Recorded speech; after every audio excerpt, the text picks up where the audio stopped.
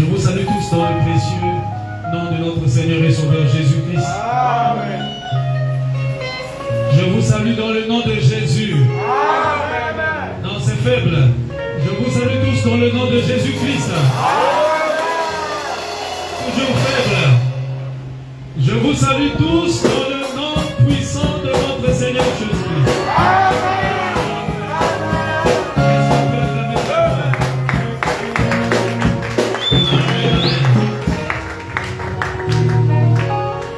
Alors que nous sommes debout, nous prenons nos Bibles.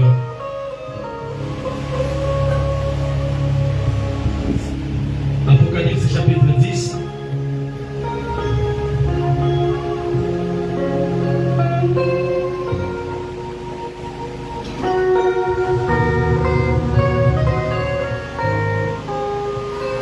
À partir du verset, on prend les versets 8 jusqu'au verset 11.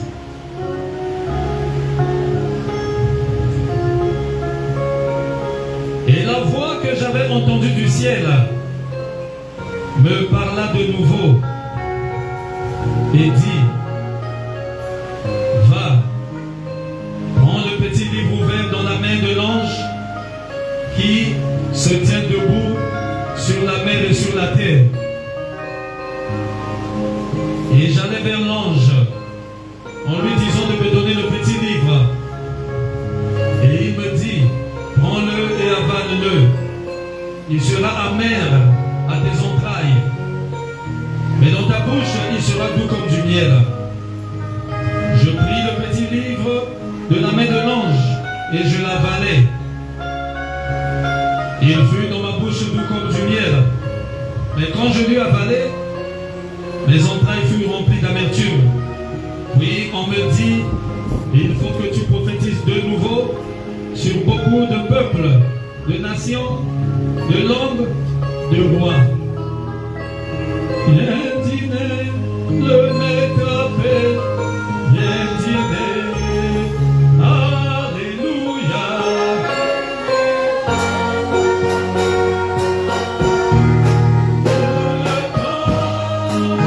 Tout le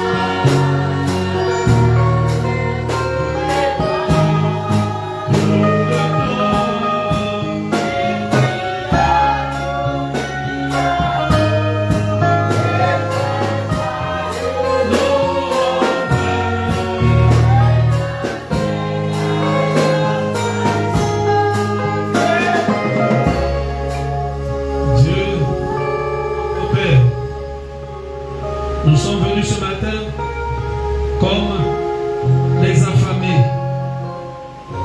Oui, c'est un appel à l'affamé. Et nous avons fait soif de toi, Seigneur. Tu as dit: mangez la chair du Fils de l'homme et buvez son sang, si vous voulez avoir la vie. Car l'homme ne vit pas de pain seulement, mais de toute parole qui sort de la bouche de Dieu.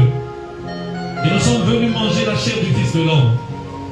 Nous sommes venus boire le sang du Fils de l'homme, ce qui est la parole de l'heure, pour avoir la vie. Car la vie se trouve dans la parole faite de chair, qui est la parole de l'heure. Viens, Seigneur. Alors que nous sommes venus dîner, nous sommes venus manger à ta table. Brise le pain de vie pour nous ce matin, afin que nos âmes vivent, Seigneur. Et fais manger tes enfants dans la bonne verdure ce matin encore, au moyen du don que tu as placé ici. Bénis ta parole qui vient d'être lue. Oins-la pour chacun de nous. Et oins ton serviteur pour la prédication de l'évangile. Presse les pas de tes enfants qui sont en route. Et élève-nous ce matin dans ta présence, afin que quand nous descendrons, que nous puissions parler comme ceux-là qui avaient marché avec toi tout le long de la journée sur le chemin des Et qui disait que nos cœurs ne brûlaient-ils pas au-dedans de nous alors que nous parlions. Parle à tes enfants, car tu ne rassembles jamais un peuple en vain. Au nom de ton Fils, Jésus-Christ, nous signons notre prière. Nous disons Amen.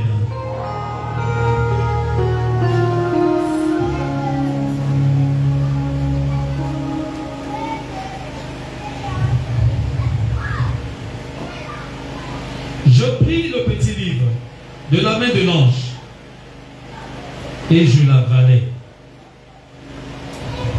Il fut dans ma bouche doux comme du miel, mais quand je l'eus avalé, mes entrailles furent remplies d'amertume. Puis on me dit, il faut que tu prophétises de nouveau sur beaucoup de peuples, de nations, de langues et de rois. Amen. Il faut que tu prophétises de nouveau. Et nous sommes en train de parler de la seconde prophétie. Ah, on n'avait pas écrit ça. La seconde prophétie, ou le second ministère d'Élie. Amen. Élie, son ministère, en ce temps-ci de la fin, s'accomplit en deux phases. La première phase, c'est la phase du rassemblement de l'épouse. Apocalypse chapitre 10, de 1 à 7. Amen. Chapitre 10, Apocalypse.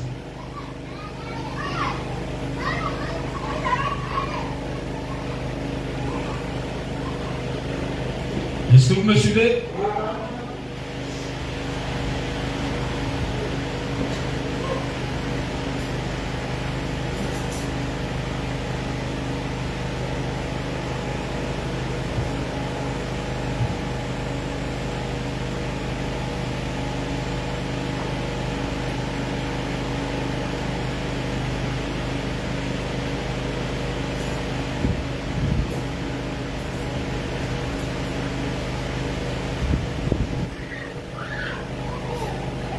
Amen.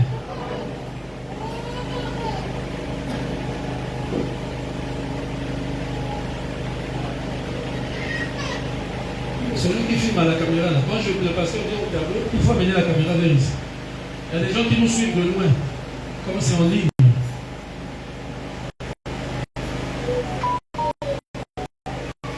Moi je suis sans écrit, vous laissez la caméra, c'est souvent là-bas, ça ne montre rien là-bas. Ceux qui nous suivent de loin, comment ils vont savoir?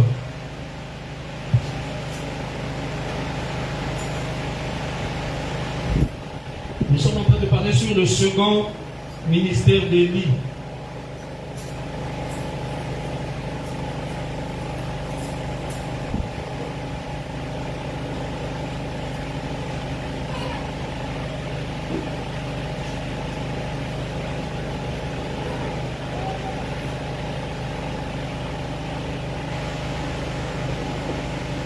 Le second ministère d'Élie.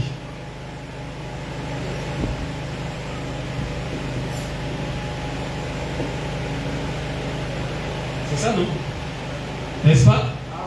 Et la référence biblique que nous avons pris, Apocalypse 10, de 8 à 11. Amen. Parce que le ministère d'Élie s'accomplit en deux phases. La première phase, c'est Apocalypse 10. Apocalypse 10, de 1 à 7. Est-ce que vous êtes avec moi? Amen.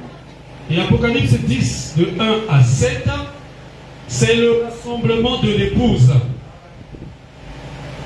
Parce qu'Apocalypse 10, de 1 à 7, qui est l'ouverture du 7e sceau, l'ouverture de la Bible, l'ouverture de la parole, cela accomplit quoi? Apocalypse 10, de 1 à 7, accomplit Luc 17, 30. Est-ce que vous êtes avec moi? La manifestation du Fils de l'homme. Apocalypse 10, de 1 à 7, accomplit quoi? Malachie 4. Est-ce que vous êtes avec moi? Je vous enverrai Élie le prophète qui fera quoi? Qui ramènera la foi des enfants à la foi biblique. Apocalypse 10 de 1 à 7 accomplit quoi? Jean 14, 12. Amen. Les œuvres que je fais, en vérité, je vous le dis, vous le ferez aussi. Est-ce que vous êtes avec moi? Ça accomplit quoi? Hébreux 4, 12. Oh, la parole de Dieu est plus tranchante. Est-ce que vous êtes avec moi? Qu'une épée à deux tranchants. Elle discerne les pensées des cœurs. Amen. Ça accomplit Joël 28. Beaucoup. Donc toutes les promesses en rapport avec le temps de la fin. Amen. Quand Apocalypse 10 est accompli, quand la parole est ouverte, Dieu ouvre la parole, quand elle est ouverte, alors cela accomplit toutes ces promesses-là. À ce moment-là, Luc 17, 30 est accompli. La révélation du Fils de l'homme. Amen. À ce moment-là, Malachie 4 est accompli. Élie le prophète est sur la scène pour faire quoi? Pour nous ramener à la foi biblique, à la doctrine apostolique. Pour enlever tout ce que les gens avaient mis sur la parole, ces hérésies-là. Pour annuler les baptêmes par des titres Père, Fils, Saint-Esprit. Pour enlever tout ce que vous savez là. Oh, les femmes du haut de la chair, tout ça là. Quand Élie le prophète entre en scène, il nous ramène dans la doctrine des apôtres.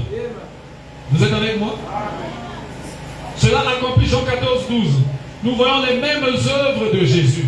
Cela accomplit Hébreux 4, 12. Joël 2, 28. Amen. Toutes les promesses, il y en a plein, en rapport avec le temps de la fin. Pour faire quoi? Pour rassembler l'épouse. Pour faire sortir l'épouse de tous les systèmes dénominationnels. Là où nous étions. D'autres étaient dans les systèmes de fétiche. Dans les systèmes Yabokoko.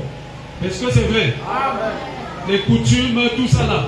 C'est là où nous étions. D'autres étaient dans les églises dites les églises du monde. Dénominationnelles. En train de manger n'importe quoi. Vous êtes avec moi? En train d'écouter une femme prêcher. En train d'écouter tout ce que nous écoutons là.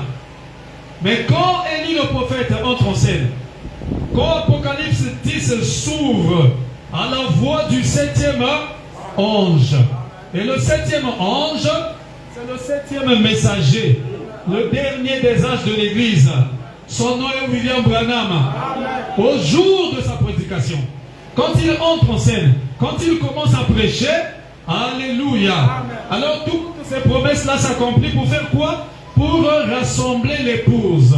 Cela nous fait sortir dans des systèmes dénominationnels là où nous nous trouvions. Amen. Toi qui étais dans tel système, tu sors. Parce que tu écoutes ton appel. C'est Dieu qui t'appelle. Quand ce message est prêché, Dieu appelle les élus. Et chacun écoute son nom. Là où Obed était dans la boue de ce monde, il écoute son nom et Obed sort. Et voici Obed aujourd'hui, Dieu le place dans la position. Alléluia. Là où Dieu devait le placer. Et toi aussi pareillement, là où tu étais. Même si tu avais été appelé par quelqu'un, oh non, moi c'est mon ami qui m'avait appelé. Non, c'est Dieu qui t'avait appelé. Il a utilisé ton ami.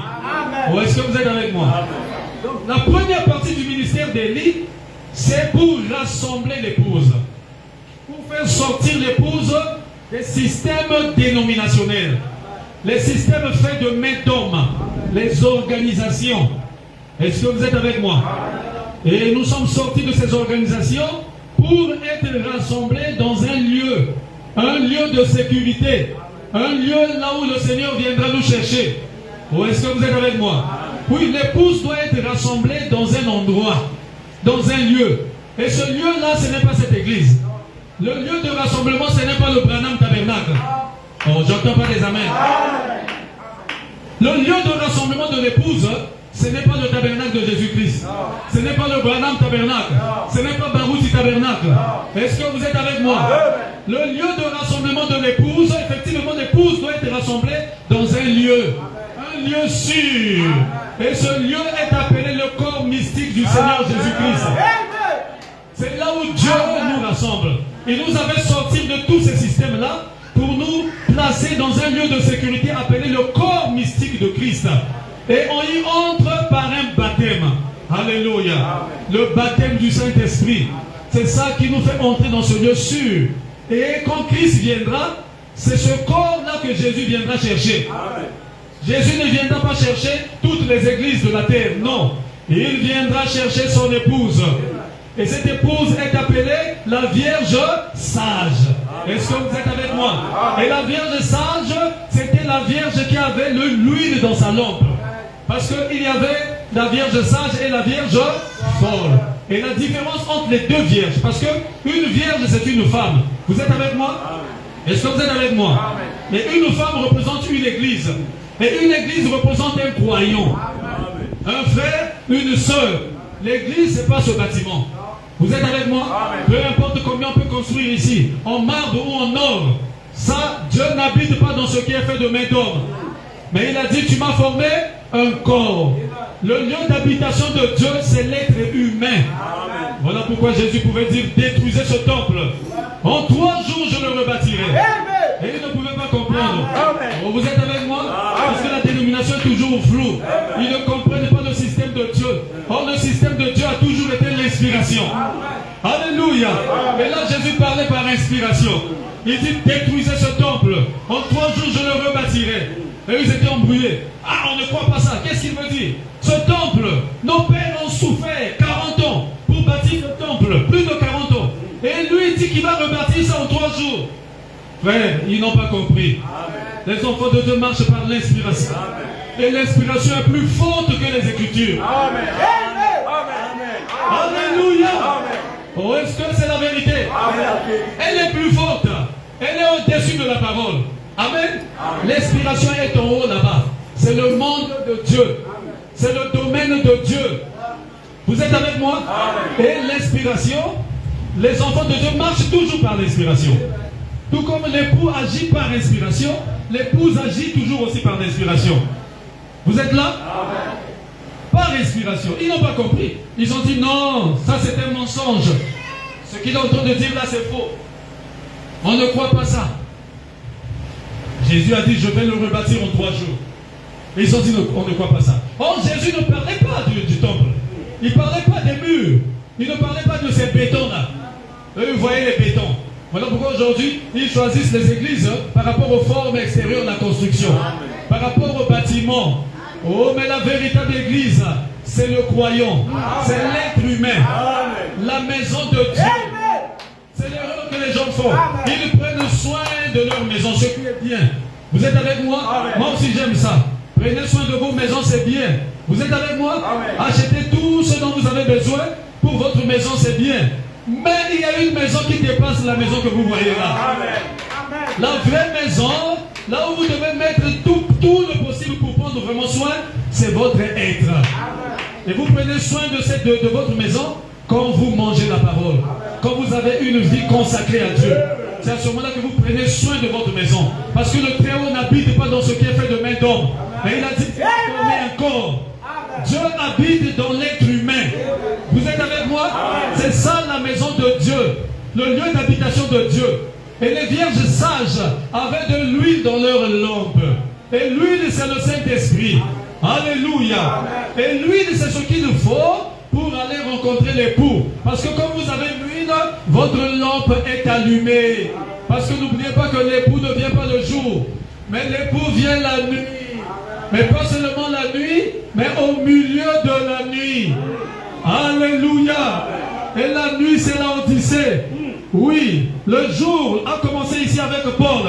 Ça, c'est le début du jour. Où est-ce que vous êtes avec moi? Irénée, nous sommes en train d'avancer. Martin, Colombo, Luther. Ici, quand nous arrivons ici, c'est vers le soir déjà. Et quand nous arrivons à la Odyssée, la nuit est tombée. La Odyssée, c'est la nuit. C'est l'obscurité totale partout. Il n'y a que obscurité. Ne regardez pas le jour que vous voyez avec vos yeux naturels là. Mais spirituellement, nous sommes déjà dans la nuit. Depuis 1906, alléluia, nous sommes dans la nuit. L'âge de la Odyssée, c'est la nuit. Et la Odyssée a mis Christ dehors. Christ n'est pas dans son église. Oh, alors que la place de Christ, c'est ton église. La place de Christ est la chair pour conduire son église. Mais Laodicée a mis Christ à la porte. Laodicée a dit que je suis riche. Je me suis enrichi. Je n'ai besoin de rien. Oh, j'ai mes beaux bâtiments. Oh, nous avons des beaux pianos. Nous avons tout dans l'église. Frère, ces choses-là ne sauvent pas. Amen. Est-ce que vous êtes avec moi? Vous pouvez avoir ou ne pas avoir ça. Ça ne change rien. Ce que vous devez chercher, c'est la vraie parole de Dieu. C'est ça qui change vos vies. Ce n'est pas la musique qui change la vie. Ils ont des musiques, ils ont des orchestres, mais ils restent les mêmes personnes. Ils ne changent pas. Pourquoi? Parce que ce n'est pas ça qui change, mais c'est la véritable parole de Dieu qui change. Et quelle parole? La promesse de Dieu pour votre jour. Alléluia. Laodicée, c'est la nuit. Et l'époux devait arriver quand? Au milieu de la nuit. Oh, est-ce que vous êtes là? L'époux devait arriver au milieu de la nuit. Mais nous sommes arrivés à Laodicée. Et la Bible dit là-bas que toutes ces vierges-là s'assoupirent, s'endormirent, parce que l'époux tardait à venir. Oui, les gens attendaient l'époux depuis le premier âge. Il n'est pas venu. Ou est-ce que vous êtes avec moi? Les vierges du premier âge, les vierges sages, ils se sont endormis.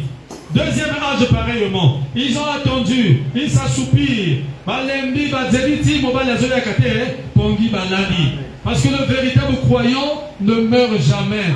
Le croyant dort. Est-ce que vous êtes avec moi? Et ces vierges-là, depuis l'âge de Paul, ces vierges-là sont en train de dormir. Les vierges de Paul, les vierges sages, c'est-à-dire la vraie église de Dieu, elles dorment. Les vierges d'Irénée, les vierges sages de Martin, les vierges sages de Colombo, les vierges sages de Luther, de Wesley.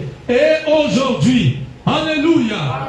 Mais aujourd'hui, ces vierges sages d'aujourd'hui, il y a une partie qui ne connaîtra jamais, qui ne verra jamais le sommeil. 1 Corinthiens chapitre 15, verset 51. Oh, il y a un mystère. Tous nous ne mourrons pas. Alléluia. Mais nous serons changés. Oh, est-ce que vous le croyez? Il y aura des gens ici qui ne mourront pas, qui ne connaîtront pas la mort, parce que nous sommes dans l'âge où l'époux doit venir. Et les vierges sages d'aujourd'hui, il y a une partie, comme les Branham et les autres, eux ils dorment. Mais il y a des vierges sages dans cette église ici. Vous êtes encore debout. Et si l'époux venait aujourd'hui, vous là, vous ne passerez pas par la mort, mais vous serez changés. C'est comme mortel, revêtiront l'immortalité. Oh, est-ce que c'est la vérité? L'immortalité. Nous aurons des corps glorifiés à l'image de son corps à lui. Nous serons simplement changés. Nous passerons directement de ces corps mortels au corps glorifié. Et les corps glorifiés ne tombent jamais malades. Les corps glorifiés ne meurent pas. Les corps glorifiés, avec ces corps-là, nous allons manger. Voilà pourquoi nous irons manger là-bas, au souper des noces, à l'apéritif avec Christ. Avec les corps glorifiés, vous mangez. Avec les corps glorifiés, vous pouvez traverser un mur. Donc ces corps glorifiés-là auront les capacités des corps charnels physiques et les capacités de la théophanie. Ou est-ce que vous êtes avec moi? Parce que la théophanie ne dort pas, ne mange pas. Et les corps glorifiés et la théophanie peut apparaître, disparaître. Dans la théophanie, je peux être là. Vous le voyez, je disparais devant vous. Vous êtes avec moi? Et les corps glorifiés auront ces capacités-là. D'apparaître, de disparaître. De voyager simplement à la vitesse de la pensée. Je suis aux États-Unis, je suis déjà là-bas. Est-ce que vous êtes avec moi? Mais les corps glorifiés aussi peuvent aussi manger. Or, la théophanie ne mange pas. Mais avec les corps glorifiés, nous allons manger, nous allons boire, nous allons aussi apparaître, nous allons disparaître. Donc, c'est simplement glorifié. Vous voyez, c'est spécial. Et Jésus a déjà eu ce corps-là. Et nous aussi, nous aurons ces corps-là. Et c'est avec ces corps que nous passerons le millénium ici sur la terre. Oh, pas de maladie, pas de souffrance. Alléluia. Oh, est-ce que vous êtes avec moi? Alors revenons ici. Donc la première partie du ministère d'Élie, il s'agit de rassembler l'épouse par un message. Le message du temps de la fin vient sortir l'épouse de tous les systèmes dénominationnels, les systèmes des églises des réveils, les systèmes de ceci, les systèmes des fétiches, des coutumes. Est-ce que vous êtes avec moi? Ce sont les élus de Dieu qui sont appelés.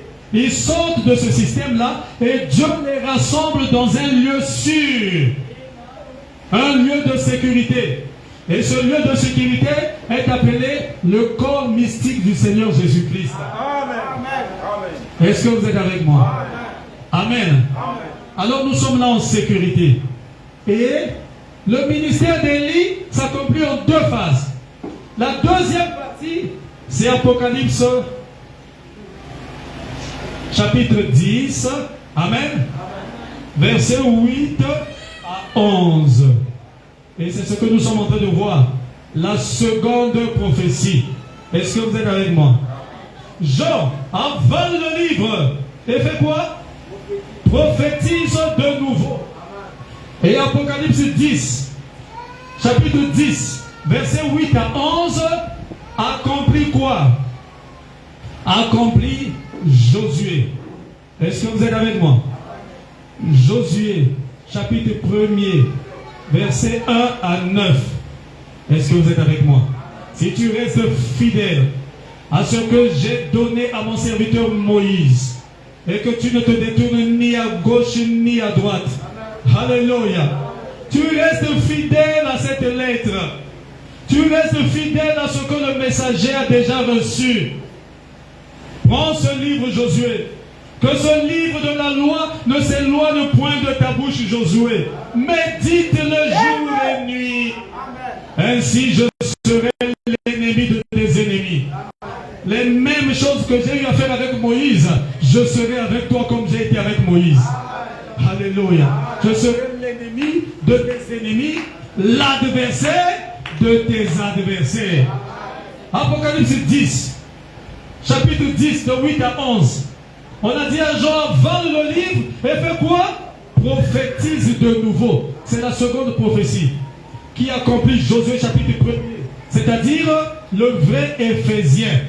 Oh, est-ce que vous êtes avec moi? Le vrai Éphésiens 4. Oui. Parce que le livre de Josué, c'est le livre des Éphésiens 4. Mais les vrais, un vrai Éphésien que Dieu a envoyé. Alléluia. En prêchant ce message, qu'est-ce qu'il fait? Il prophétise de nouveau. C'est la seconde prophétie. Apocalypse 10. Accomplit quoi encore? Cela accomplit Marc 11. Alléluia. Marc 11, 23. En vérité, je vous le dis, si vous dites à cette montagne, ôte-toi de là, c'est quoi? C'est le troisième pôle. Oh, est-ce que vous êtes avec moi? Cela accomplit quoi? Ézéchiel. Alléluia. Cela accomplit Ézéchiel. Ézéchiel 37. Il a dit, fils de l'homme, oh, ces os pourraient-ils revivre? Prophétise, fils de l'homme. Parle à ces ossements. Demande qu'il y ait ceci. Ézéchiel parla et il y eut. Qu'il y ait ceci. Il parla et il y eut. Il ne toucha pas. Il n'est pas parti prier. Mais il parla. C'est quoi? L'inspiration. Alléluia. Parce que l'épouse agit par inspiration. Amen. Donc Apocalypse 10, de 8 à 11, accompli. Alors Josué chapitre 1er, verset 1 à 9. Marc 11, Ézéchiel 37. C'est quoi? C'est l'appel à monter dans l'enlèvement. Est-ce que vous êtes avec moi? La première partie rassemble l'épouse dans ce lieu sûr qui est le corps de Christ. La Vierge sage reçoit de l'huile dans sa lampe et elle est tranquille. Elle attend. Elle attend quoi? Elle attend l'appel à monter qui est le cri de minuit. Alléluia. Oh, ici, c'est le cri de commandement. Ici, c'est la voix de l'archange. Parce que le cri de commandement, c'est le message du temps de la fin. Le cri de commandement, c'est la voix des 7 tonnerres qui ouvre toute la Bible pour rassembler l'épouse. Où? Dans le corps de Christ. Ce lieu sûr. Est-ce que vous êtes avec moi?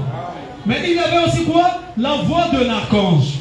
Oh, c'est dans 1 Thessaloniciens chapitre 4. Ça, c'est l'ordre de l'enlèvement.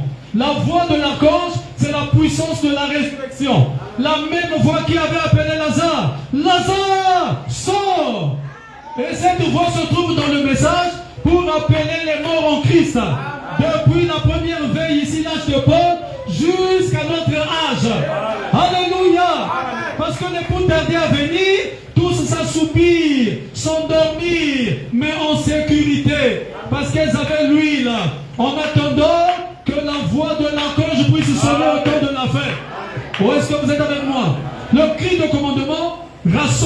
l'épouse. C'est la voix des 7 tonnerres. La voix de l'archange, c'est la puissance de la résurrection. Tout ça dans ce message. Et le son de la trompette, c'est la dernière chose. La trompette qui appelle l'épouse au souper des noces. C'est l'enlèvement. Et tout ça se trouve dans le message, dans Apocalypse 10. Est-ce que vous êtes avec moi? Est-ce que vous êtes avec moi? Le cri de commandement, le rassemblement de l'épouse, la voix des 7 tonnerres, le message du temps de la fin, qui nous fait sortir de tous ces systèmes-là.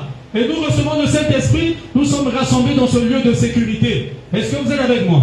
La voix de l'archange, toujours dans ce message, c'est la puissance, la voix de Dieu. Cette même voix qui avait appelé Lazare. Et c'est cette voix-là qui appellera les morts en Christ. Parce que les morts en Christ ressusciteront premièrement. Et le son de la trompette, c'est ça qui va nous appeler pour aller au souper des noces, à la fête. Oh, est-ce que vous êtes avec moi? Tout ça se trouve dans Apocalypse 10. C'est l'ouverture de la parole. Le message du temps de la fin. Alléluia. Mais il a dit, alléluia, cette voix que tu as entendue, cela doit se répéter. Est-ce que vous êtes avec moi? Cela se répétera. Ici, Apocalypse 10, c'est la répétition. C'est la seconde prophétie. Ça, c'est maintenant le temps des Éphésiens. Ici, c'est le temps de Josué. Ici, c'est le temps de Moïse. Oh, est-ce que vous êtes avec moi? Mais Josué n'avait pas un message. Josué devait méditer et répéter ce que Moïse avait déjà dit. Il a dit, c'est ainsi que tu auras du succès. Et tu verras que le Dieu de Moïse est Dieu. Et frère Branham dit, remarquez, Josué a fait plus que ce que Moïse avait fait. Oh, est-ce que vous le croyez? Est-ce que vous le croyez? Parce que la gloire de la seconde maison est toujours plus élevée que la gloire de la première. Est-ce que vous comprenez cela? Élisée avait fait plus que ce que Élie avait fait. Oh, est-ce que c'est vrai? Élisée a fait 8, Élie a fait 4. Est-ce que c'est la vérité? C'est la double portion. Et frère Branham dit, remarquez, ce que vous avez vu au moins temporairement, l'épouse fera la double portion de cela. Amen. Alléluia. Ah, ça c'est le cœur du message maintenant. Vous êtes avec moi? Là on n'est plus avec les blabla. Avec les blabla, les pentecôtistes peuvent rentrer là. La dénomination peut rentrer là, embrouiller les choses. Est-ce que vous êtes avec moi? Mais ici, c'est le cœur du message. Ici, ça demande la sémence épouse. Ici, c'est autre chose. C'est l'os. C'est comme dans le cas de l'inspiration. C'est l'os. Mais si tu ne sais pas broyer l'os, tu vas t'embrouiller. Est-ce que vous êtes avec moi? Tu vas croire que non, il faut que ceci, alors que les gens oublient que tout a commencé d'abord par l'inspiration. Frère, au temps de Job, Job n'avait pas de Bible pour lire. Oh, est-ce que vous le savez? Au temps de Job, il n'y avait pas de Bible. Et Job, tout ce qu'il faisait, c'était par inspiration. Alléluia. Il n'y avait pas de Bible. Même au temps d'Abraham, il n'y avait pas de Bible. La personne qui a écrit la Bible, qui a commencé, c'est Moïse. Au temps d'Abraham, il n'y avait pas de Bible. Au temps de Job, il n'y avait pas de Bible. Mais Job, poussé par l'inspiration, alléluia, c'est comme ça qu'il agissait. C'est comme ça que son peuple le croyait. Parce que ce qu'il disait, Dieu confirmait ça. Parce que si c'est la vraie inspiration, Dieu doit confirmer ça. Si Dieu ne confirme pas, c'est que l'inspiration n'a pas côté à Satan. Est-ce que vous êtes avec moi? Mais nous croyons dans l'inspiration. Et nous savons qu'elle est plus forte. Job a dit, je sais, après avoir traversé les épreuves, c'était difficile pour Job. Les gens se sont moqués de lui. Frère Branham dit que les membres de son église sont venus se moquer de lui pour lui dire que toi, tu as un problème. On dirait que tu as péché dans le secret. Voilà pourquoi tu souffres tant. Mais Job savait que tout était en ordre avec lui. Il savait qu'il servait son Dieu sincèrement. Job a dit non. Au contraire, il a essayé de faire des sacrifices pour ses enfants. Il a fait tout. Mais malgré ça, ça continuait. Et il est resté ferme. Jusqu'à ce que sa femme est venue lui faire une mauvaise proposition. Il a dit, maudit Dieu, parce que Dieu t'a abandonné. De toute façon, tu vas mourir. Maudis-le. Alléluia. C'était le dernier test. Parce qu'il y a toujours un dernier test avant de toucher sa bénédiction. Oh, Job a réussi ce dernier test. Job a dit, tu parles comme une femme insensée. Parce que pour commencer, je suis venu au monde avec rien du tout. Et tout ce que que Job était l'homme le plus riche de la terre et l'homme le plus spirituel de la terre. La Bible dit qu'il n'y avait personne sur la terre comme Job. Alléluia. Il a dit tout ce que j'ai reçu, c'est par la grâce de Dieu. L'Éternel a donné, l'Éternel a repris.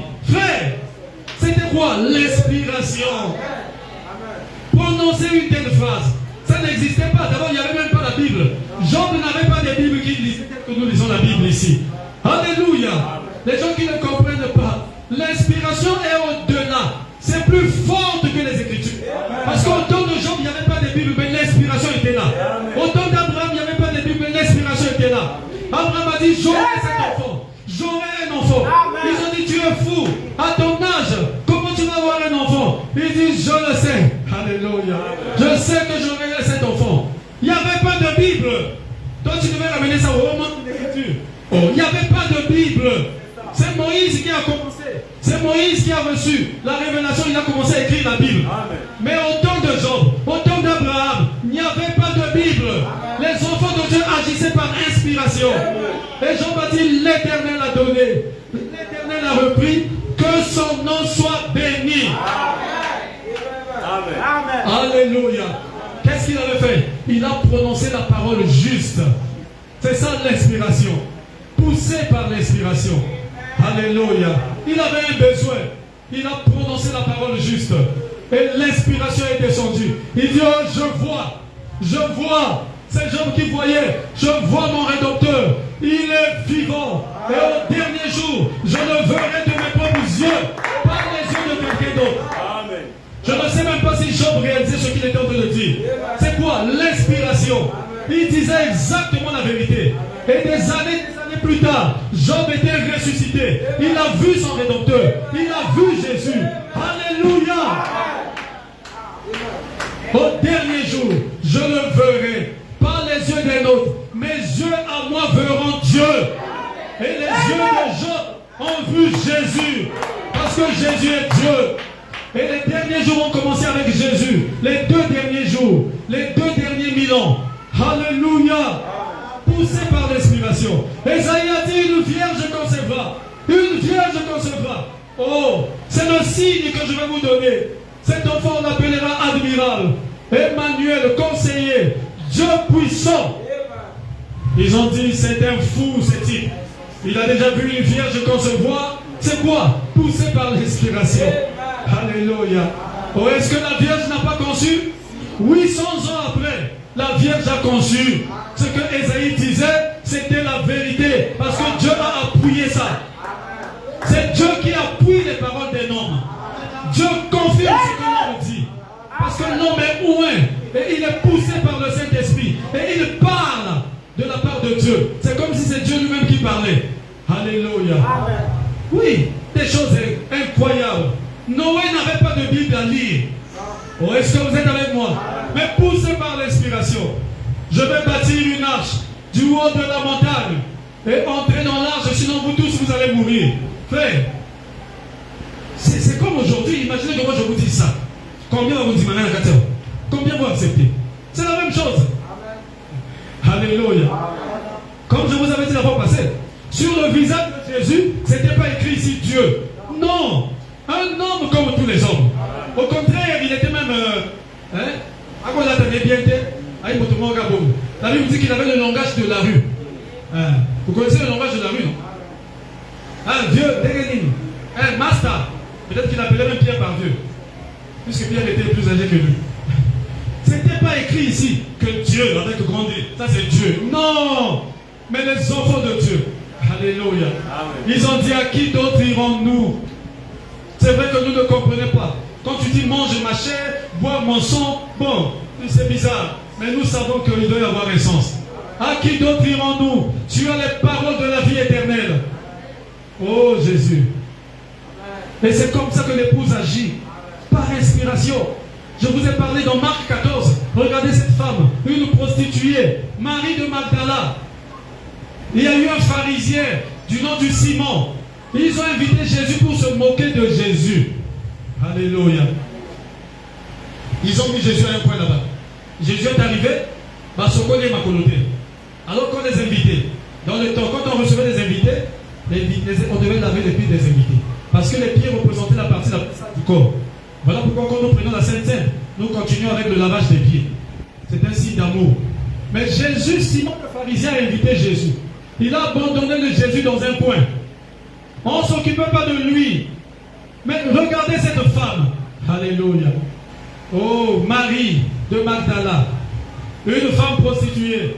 Mais elle avait quelque chose dans son cœur de réel. Quelque chose de réel. La sémence de Dieu. Elle a vu Jésus. Il dit, mais ça c'est cet homme. Ça c'est un homme de Dieu. J'avais appris qu'il avait pardonné un jour les péchés d'une femme qui était condamnée à mort. Il écrivait par terre et il a demandé aux gens qui étaient là, lequel de vous va jeter la pierre la première fois, va jeter le premier la pierre sur la fille, sur la dame. Celui qui n'a jamais péché, qui jette la pierre. Et tous regardaient ce qu'il avait écrit là et ils partaient. Ils jetaient leur pierre. Cette femme-là s'est souvenue. Il dit, oh, moi aussi j'ai un besoin. Je dois le servir. Il faut que je fasse quelque chose. Poussé par l'inspiration. Alléluia. Amen. Elle s'est approchée. Frère Madame dit, Dieu a ouvert ses glandes lacrymales. C'est-à-dire les glandes qui font couler les larmes. Vous êtes avec moi? L'organe ou la chose qui fait que les larmes puissent couler là. On appelle ça les glandes lacrymales. En biologie. Dieu a ouvert. Donc, Miami, c'est comme la pompe. Et directement, il faisait couler ça sur les pieds de Jésus. Et Jésus avait un besoin. Il était négligé parce qu'on ne lui avait pas lavé les pieds. Vous êtes avec moi? Amen. Et elle est venue poussée par l'inspiration. Personne ne lui avait dit que non, ce que tu dois faire, c'est laver les pieds de Jésus. Elle-même. Et elle a pris ses cheveux. C'est devenu comme la serviette, quand nous essuyons les pieds. Là. Comme elle avait des longs cheveux qui tombaient jusqu'à sa ceinture. Et avec ses cheveux, elle a commencé à essuyer les pieds de Jésus, nettoyer avec ses larmes et ses cheveux. Oh, Jésus l'a regardé. Elle a fait exactement ce que Jésus voulait qu'on fasse pour lui. Amen. Est-ce que vous voyez la chose? Poussée, saisie par l'inspiration, elle a fait exactement ce que Dieu voulait qu'elle fasse. Sans que personne ne lui dise. Alléluia. Parce que ses motifs étaient justes. Ses objectifs, elle voulait servir Dieu. Elle avait un besoin et elle est passée directement à l'action. Et Jésus a dit, femme, tes nombreux péchés te sont pardonnés. Les pharisiens qui étaient là, ils ont dit, oh, vous voyez, regardez là, ils disent, il pardonne les péchés. Oh, blasphème. C'est un menteur. C'est un homme. Alors, eux, ils l'ont appelé pour le négliger. Et elle a rendu service à Dieu. Et avec son parfum, elle a parfumé encore les pieds de Jésus. Donc Jésus avait encore été bien traité que eux tous. Oh, par une femme qui était poussée par l'inspiration, qui avait le désir de servir Dieu dans son cœur, avoir un besoin et passer directement à l'action, saisir la révélation. Et elle a fait exactement ce que Dieu voulait qu'elle fasse. Alléluia. Est-ce que c'est la vérité? Et c'est ça l'épouse. L'épouse agit par l'inspiration.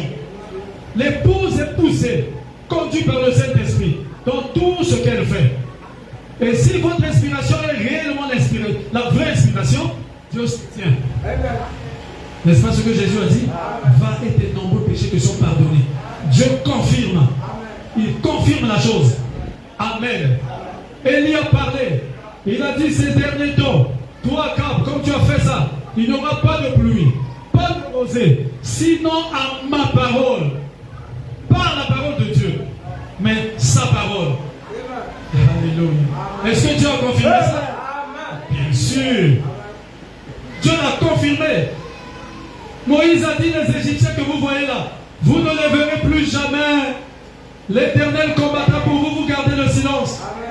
Est-ce que Dieu a confirmé ça? Dieu a confirmé ça.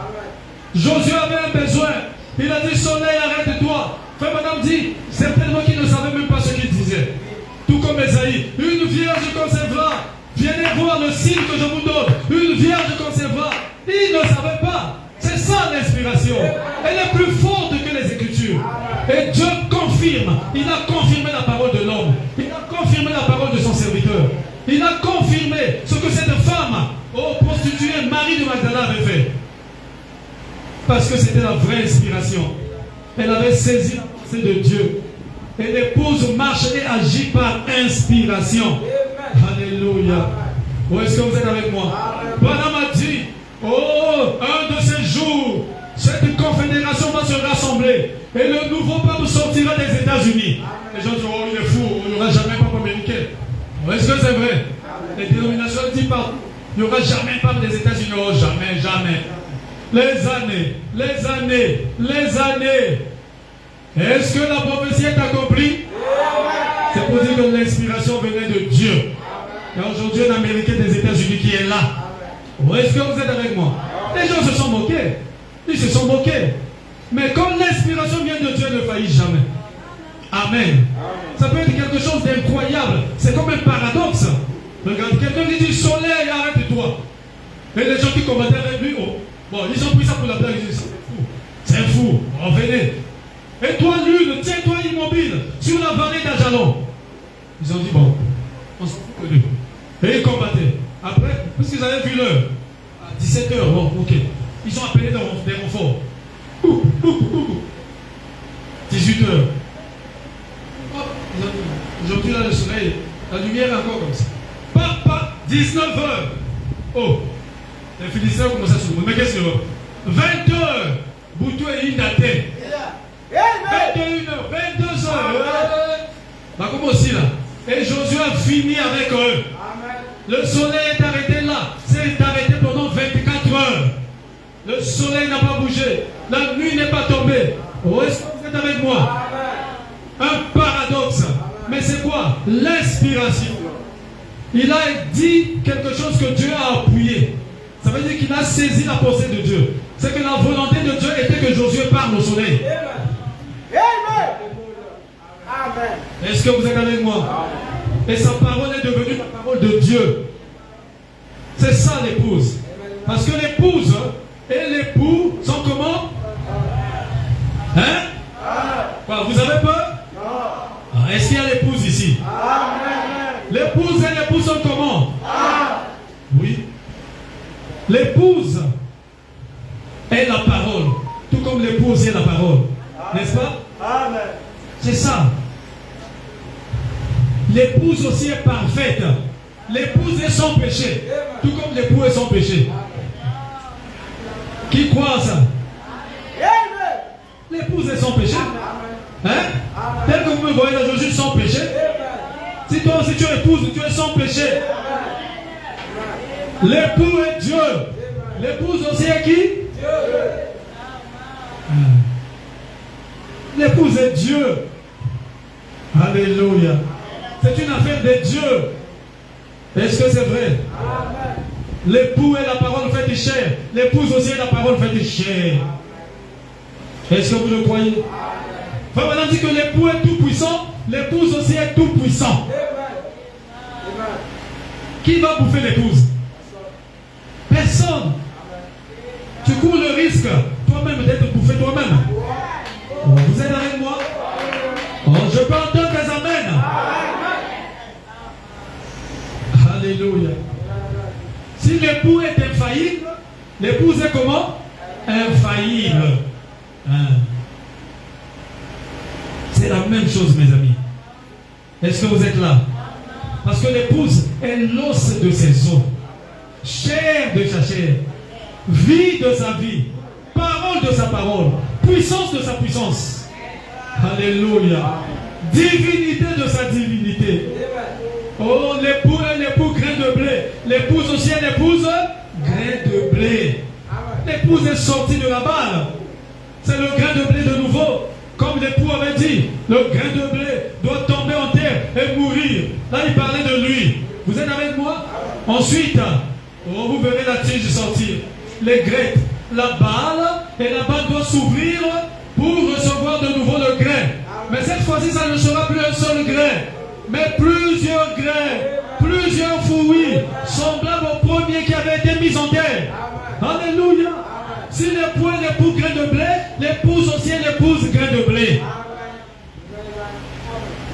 Vos amens sont faibles là, ça me décourage un peu. Hein? C'est comme si vous n'êtes pas sûr. Moi je suis sûr de ce que je dis. De toute façon, je ne regarde pas vos amens, je regarde mes propres amens dans le cœur.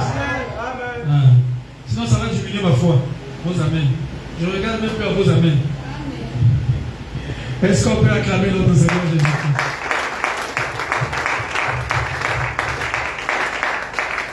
Madame dit l'époux est l'alpha et l'épouse aussi est l'alpha et l'oméga.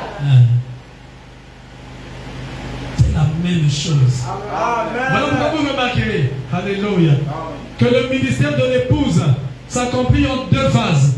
Vous êtes avec moi?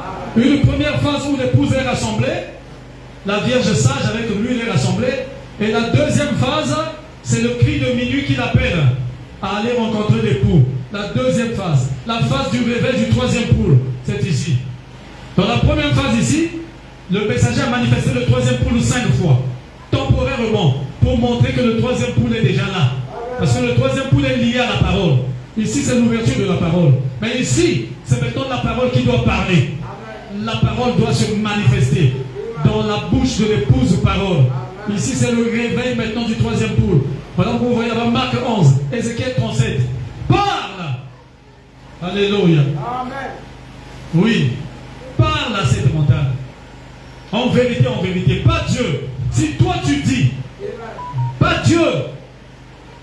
Papa nous dit que ce verset-là m'avait toujours intrigué. Je n'avais jamais compris ça. Comment ça? C'est l'homme qui parle. Ce n'est pas Dieu. Si tu dis, c'est Jésus qui dit à Pierre. En vérité, Pierre. Rabbi, regarde le figuier que tu as maudit hier, pendant que nous passions. Ce figuier-là, mais il a séché. Il dit, ayez foi en Dieu. Bon, maintenant, même pas seulement moi. Là, maintenant, vous, en vérité, je vous. Si vous dites, vous, pas moi, vous dites à cette montagne. Alléluia. C'est ça la matière de l'épouse. La parole parlée. C'est ça la sémence originale. C'est avec ça que Dieu a tout créé. Si Dieu est créateur, l'épouse est comment? Là, vous avez bien compris. Acclamez le Seigneur.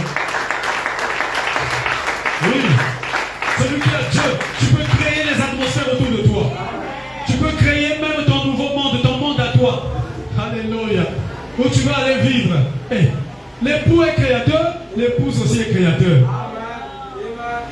L'époux est l'alpha et l'oméga. L'épouse aussi est l'alpha et l'oméga.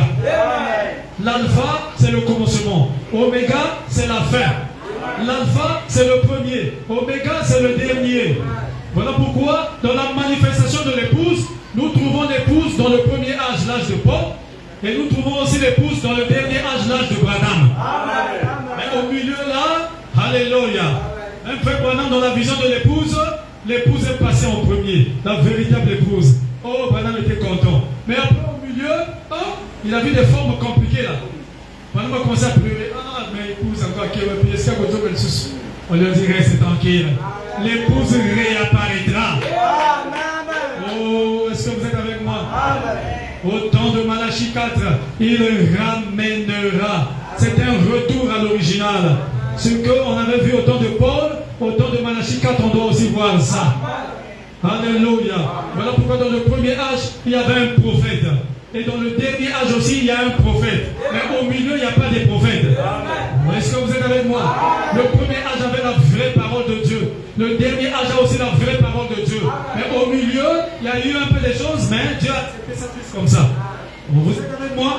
Parce que l'épouse est l'alpha et l'oméga. Tout comme lui est l'alpha et l'oméga, l'épouse et l'épouse, c'est la même chose. On voit l'épouse en premier et on voit l'épouse au dernier. Oh, croyez-vous que nous sommes dans le dernier âge? Oui, dans cet âge, il y a une véritable épouse. Alléluia. Et cette épouse-là arrive à la perfection. Pour faire quoi? Pour que les morts en Christ reviennent à la vie. Il faut que cette épouse arrive à la perfection. Et la perfection, c'est l'adoption. Et je vous annonce que Dieu a déjà ouvert la saison. Oh, est-ce que vous le croyez? Est-ce que vous le croyez?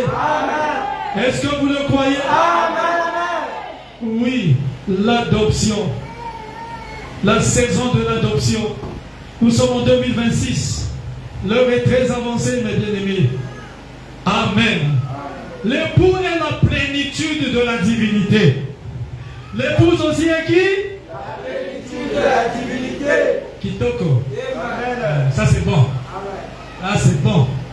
L'épouse est la plénitude de la divinité. Parce que tout ce que l'époux était, il a déversé dans l'épouse. Oh, est-ce que vous le croyez? Tout ce que Dieu était, il a déversé dans son Fils, Jésus-Christ. C'est l'époux. Et tout ce que Jésus était, il a déversé dans son épouse. L'époux est la plénitude, l'épouse aussi est la plénitude. Parce que c'est l'époux qui agit dans l'épouse. Alléluia. Vous le croyez? Vous le croyez? Voilà pourquoi elle apparaît au début et à la fin, pas au milieu. Amen. Elle apparaît 2 fois. Voilà pourquoi même le réveil de l'épouse aujourd'hui, ce réveil se manifeste 2 fois. Amen. Ce réveil a commencé ici avec William Branham à l'ouverture de la parole. La parole a été révélée dans sa totalité et nous avons vu le réveil de l'épouse, mais en miniature. Parce que le réveil de l'épouse, ce n'est pas le réveil pentecôtiste. Le réveil de l'épouse, ce n'est pas le réveil baptiste. Le réveil de l'épouse, alléluia, vient avec les 7 tonnerres.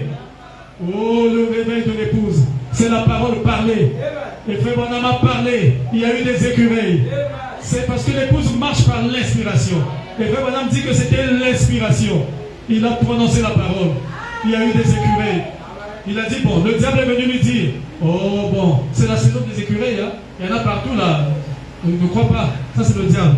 Branham a dit, bon, le 3e là, je vais demander une chose compliquée. Il dit, je demande qu'un écureuil sorte là-bas, qu'il sorte par ici, qu'il passe devant moi ici, et qu'il aille se poser sur la feuille là-bas, et qu'il regarde tout droit dans la direction du fermier là-bas. Comme ça, je vais le tuer. Ouf, un écureuil sort. Il sort là-bas. Il passe devant Branham. Il va se lever sur la feuille et il regarde là-bas. On a fait hasard. Parce que le diable veut dire que non, il y a hasard, c'est la saison, il y a beaucoup d'écureuils. Et il a dit, je suis resté là, après avoir tué le 3e, je suis resté là jusqu'à 12 heures. À tel écureuil, il m'a les quitter. Donc ce n'était pas la saison. C'était quoi? Dieu était en train d'expérimenter quelque chose. Le 3e pôle, l'inspiration. Parle et ne doute pas. Et ce que tu auras dit arrivera. Parce que tu es loin. Parce que tu es la femme de Jésus. Alléluia. Oui, tu agis comme ton époux. Amen. Vous êtes avec moi? Pendant m'a parlé, la chose était là. Et donc le réveil de l'épouse se passe aussi en 2 phases. Parce que l'épouse aussi est l'alpha et l'oméga. Amen. Le 3e pôle se manifeste 2 fois.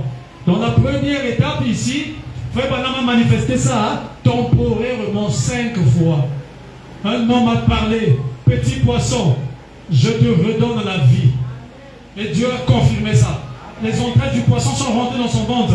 Opération sans cicatrice. Le poisson est rentré dans l'eau. Il a bougé un peu, on appelle ça quoi? Ça nageoire. Hein? Un peu pour dire au revoir l'homme de Dieu. Et il est parti. Branham a dit, il a nagé de toutes ses forces. Alléluia. Est-ce que vous êtes avec moi? Vous croyez? Il a regardé, il y avait une tempête de neige. Il a parlé, tempête de neige, retourne d'où tu es venu. Soleil, brille fort pendant 4 jours. Jusqu'à ce que moi et mes amis nous aurons descendu quitter cette montagne. Un tourbillon est venu, a balayé la tempête de neige. Les Américains, ils avaient déjà annoncé, il y aurait une tempête de neige pendant je ne sais pas combien de jours. Le système de météo des États-Unis, ce jour-là est tombé en panne. Ils n'ont pas compris. Vous êtes avec moi? Et le soleil a brillé pendant 4 jours, jusqu'à ce que Branham est descendu de là avec ses amis. Oh, c'est quoi? L'inspiration. Parle à cette montagne. Oui, les médecins devaient opérer sa femme. Il dit avant que la main de médecin ne touche ma femme, là où elle est là-bas à l'hôpital, que cette maladie, ce cancer puisse disparaître. Et quand les médecins sont approchés, il n'y avait plus rien. Alléluia. Les enfants d'Hattie White. Oh, Hattie White, cette femme qui a reconnu le don de Dieu. Il a dit, Frère Branham, ce témoignage que tu donnes, ça ne peut être que la vérité. Dis à Hattie White qu'elle demande ce qu'elle veut. Et toi, Branham, donne à Hattie White ce qu'elle veut. Parce que c'est entre vous les hommes. Si tu dis, Hattie White, qu'est-ce que tu veux maintenant? Ta soeur est malade et firme. On avait prié pour elle pendant longtemps, elle n'a jamais été guérie. Attire-moi, si tu veux la guérison de ta soeur, à côté de Massicasco, Nicolas Vénéron. Bon, tu es pauvre, demande des milliers de dollars. Ça va sortir ici dans cette maison. Attire-moi, t'as regardé. Attira t'a regardé. Et pendant que Branham parlait, les deux enfants d'Atira ricanaient. C'est-à-dire, ils se moquaient. Ils disaient, ah, oh, c'est quelle histoire? C'est quelle histoire encore? Oh, c'est n'importe quoi. Attira t'a regardé ses enfants. Elle était pointe. Elle a reconnu le don de Dieu qui était dans William Branham. Et elle a prononcé la parole juste. Il dit, frère Branham, je demande le salut de mes deux enfants. Je te donne le salut de tes deux enfants. Au nom de Jésus. Ces enfants sont tombés là. Le Saint-Esprit les a saisis. Ils ont commencé à rouler par terre. Ils étaient sauvés là à la minute. L'inspiration. Pour ça, vous allez expliquer ça à un dénominationnel. On va pas dire tous. Hein? Ça ne sert pas de discuter à autre chose. Bon, vous écoutez, il parle parce qu'il ne peut pas comprendre. Vous êtes avec moi? Oh. Il ne peut pas comprendre. Nous croyons que le péché originel d'Adam et Ève, c'était un contact intime entre Ève et le serpent et Ève et Adam. Est-ce que les dénominations croient ça? Ils ne croient pas ça. J'ai suivi un là, qui a été dans les trucs qui se passent. Il dit,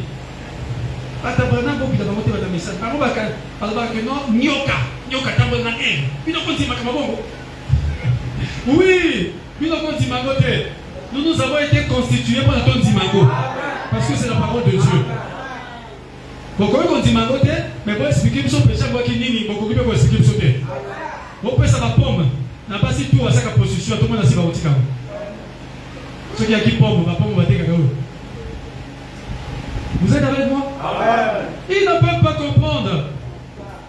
Amen. Vous, c'est la grâce. Voilà pourquoi le réveil de l'épouse aussi, 2 fois. La première fois, c'était temporairement, 5 fois. Frère Branham a manifesté ça. Et au milieu, Branham dit que ça va sommeiller. Bon, est-ce que vous êtes avec moi? Sommeiller, ça veut dire dormir. On ne verra pas ça le 3e pôle. Voilà pourquoi même le 3e pôle, ça se manifeste 2 fois. Au début et à la fin. L'alpha et l'oméga. Mais au milieu, ça va sommeiller. Branham dit ce 3e pôle que vous avez vu être manifesté 5 fois dans mon ministère, ça va sommeiller un peu. Mais à la fin, alléluia, quand la pression va monter, parce que cette église, on va la fermer un de ces jours. Parce que nous n'entrerons pas dans l'écuménisme, dans le conseil mondial des églises. Entrer là-bas, c'est la marque de la bête. Amen. Mais tous les systèmes dénominationnels, ils sont déjà. Est-ce que vous êtes avec moi? Amen. Nous n'entrerons pas là-bas. C'est la marque de la bête. Et comme ils vont obliger les gens, ils seront obligés de fermer notre église. Et nous serons chez nous à la maison. Nous prierons à la maison. Nous prendrons la Sainte Seine à la maison. Et, alléluia, regardez l'inspiration. Nous allons créer ce que nous allons manger. Parce que nous ne pourrions même ni acheter à manger, ni se déplacer, voyager. Ça sera l'exigence mondiale. Et je vois des choses sont en train de se former petit à petit. Trump est en train de mettre en place un grand conseil de paix. Petit à petit, les choses se forment. Et lui-même, il a dit, on va mettre le conseil de paix en place et on pourra faire n'importe quoi que nous voudrions. Ça, c'est sorti de sa propre bouche. Il dit, on pourra faire n'importe tout ce que nous voudrions faire, on pourra faire. Et ils ont proposé aussi au Vatican d'entrer dans le conseil de paix. Vous savez ça? On ne sait pas ce qui se fait dans les coulisses. Parce qu'en réalité, après, c'est le Vatican qui va diriger tout ça. Et après, puisqu'ils vont dire, ils vont faire tout ce qu'ils voudront. Ils diront, bon, nous adorons tous le même Dieu. Bon, comme on va dire, si tous, nous allons entrer dans l'écuménisme. Parce qu'il n'y a qu'un seul Dieu, et ils vont faire entrer. Les bouddhistes sont déjà là. Tous sont là. Et ils feront aussi entrer Israël pendant un moment, juste avant que Élie et Moïse ne réapparaissent là-bas. Israël aussi va signer l'alliance avec eux. Alléluia. Où est-ce que vous êtes avec moi? L'heure est très avancée. Voilà pourquoi le réveil de l'épouse aussi apparaît 2 fois.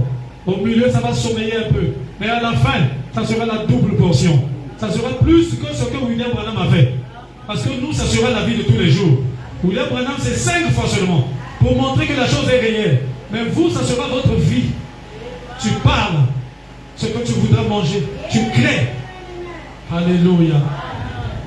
Tout comme j'étais apprenant, j'avais un besoin. Et le besoin, c'était le feu. Tellement que j'avais un besoin. J'ai dit, oh, si on avait des allumettes, on devait mettre le feu là-bas. Pouf, le feu est sorti. Parce que j'avais un besoin. Mes motifs étaient justes.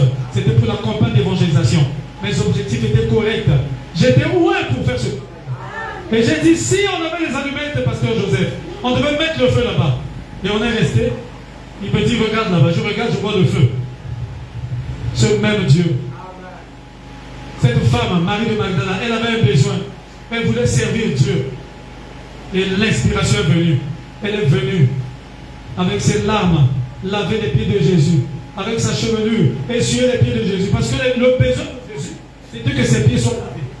On l'avait invité, on l'a négligé. Alléluia. Quel est ton besoin ce matin? On doit avoir un besoin. On va dire ici pour terminer ce matin. Dans la prédication de l'enlèvement. Amen. L'enlèvement.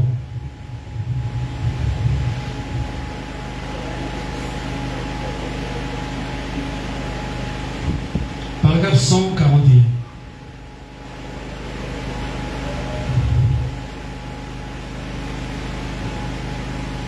Page 37. Il a ordonné que ces choses soient. Il a ordonné que ces choses soient. Et maintenant, il doit envoyer ceci. La première chose qui arrive, lorsqu'il commence à descendre, Jésus, hein? Vous comprenez? Quand Jésus commence à descendre dans l'ordre de l'enlèvement, la première chose qui arrive, quand il commence à descendre du ciel, c'est un cri de commandement. Vous êtes avec moi? Vous pouvez lire ça dans 1 Thessaloniciens chapitre 4. C'est un cri de commandement. Madame dit, qu'est-ce donc? Donc c'est quoi le cri de commandement? C'est un message pour rassembler les gens. Vous êtes avec moi? Un message est proclamé premièrement. C'est le temps de préparation des lampes. Donc le temps où il appelle la véritable épouse, les vierges, à préparer leurs lampes afin de recevoir l'huile. Comme je vous ai dit sur le message. Le cri de commandement nous fait sortir des systèmes dénominationnels et pour nous placer dans le lieu sûr qui est le corps de Christ par le baptême du Saint-Esprit. C'est un message pour rassembler les gens. Un message est proclamé premièrement. C'est le temps de la préparation des lampes. Oh, levez-vous et préparez vos lampes. Quelle veille était-ce? La 7e veille, pas la 6e, la 7e. Voici l'époux vient. Levez-vous et préparez vos lampes. Et elles le firent. Certaines d'entre elles découvrirent qu'elles n'avaient même pas d'huile dans leurs lampes. Voyez-vous? Mais c'est le moment de préparer les lampes. C'est le temps de Malachie 4. Lorsqu'il est proclamé, c'est Luc 17:30. C'est Ésaïe 3 points. Toutes ces prophéties. Alléluia.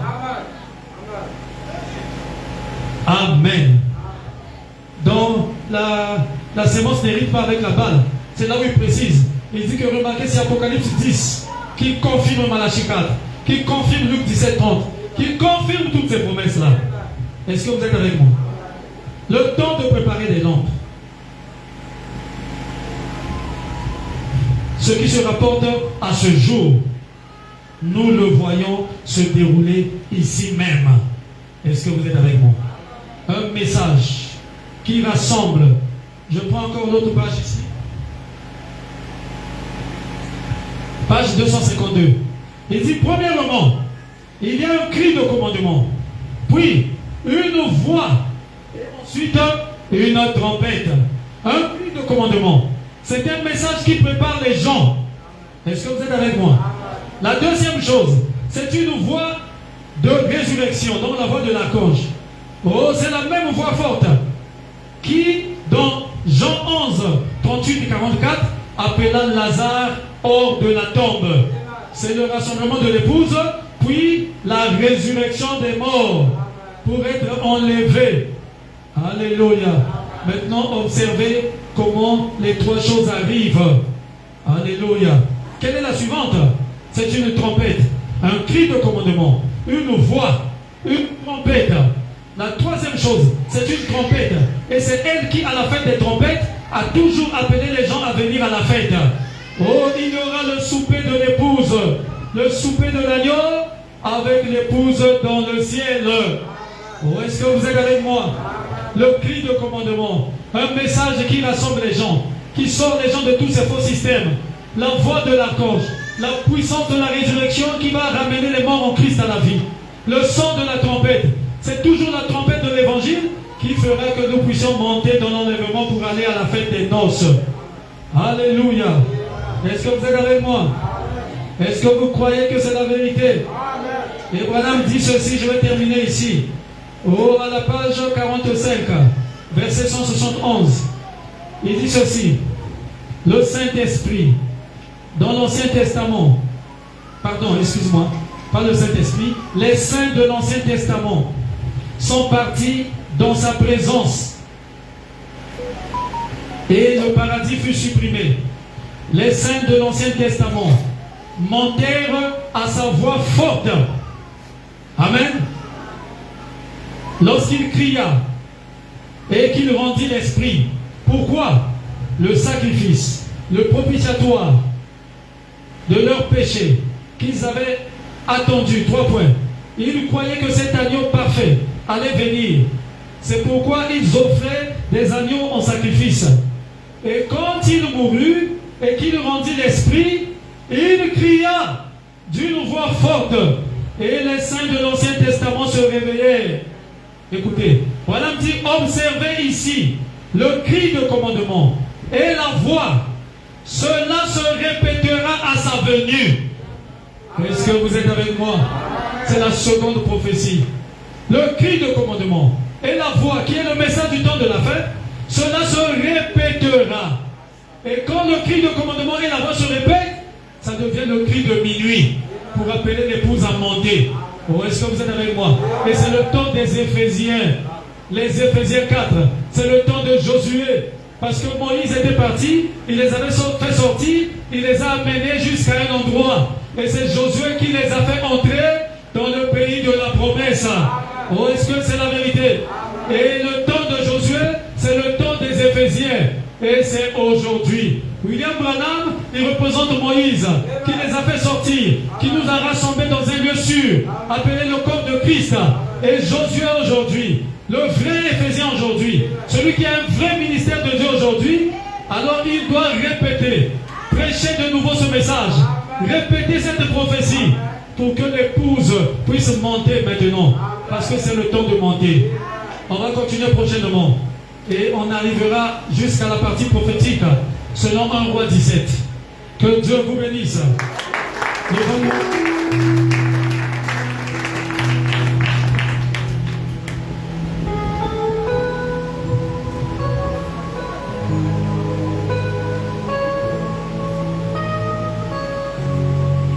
Quand les saints